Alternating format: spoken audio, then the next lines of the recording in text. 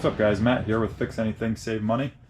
Today we're going to be walking you through how to use a stud finder.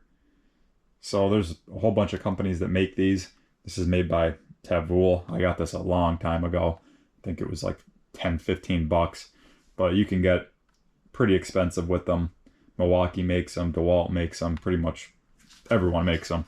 But yeah, so we'll just walk you through how to use them, and they're all pretty much the same.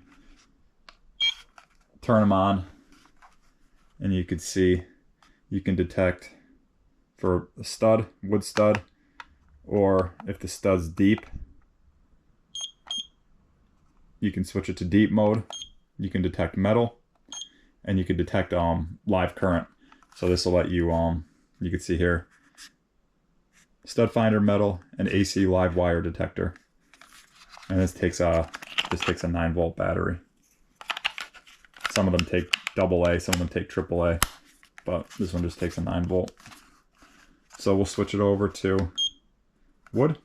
And a lot of them, as you're detecting wood, it'll pick up current too. It'll give you a little lightning bolt on the side, right up here, if it detects any electricity. So now that it's on, we'll just press this button to actually get it going. And then all you're going to want to do is just go back and forth.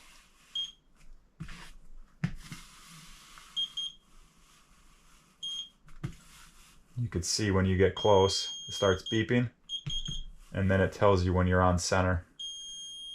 So you see I'm on center right here. I already found these beams, but I'm on center right there, so I'll mark it. And then you never just want to only find one stud and then drill in and hope that you hit wood and not a pipe or anything. You want to try to find another stud. So we'll go to the right here, and I'll find this stud so that I can physically measure it. And if you don't know, let's switch it back. Studs are typically 16 inches on center. So you'll know right there. Yep, right there. So I have that mark there. So you'll know that if you hit two marks and you're 16 inches on center, the chances are pretty good that you're actually detecting the stud and not something else. So I'll physically mark each section. And then, I mean, you could do it lightly if it's a painted wall and you don't want to leave any marks.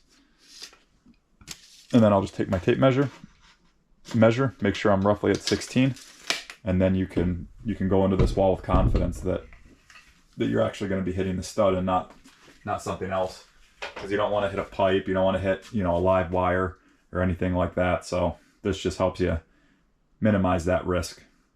But that's pretty much it, guys. This is the tutorial on how to use the stud finder. If you enjoy this video, please like, comment, subscribe, and I'll see you next time.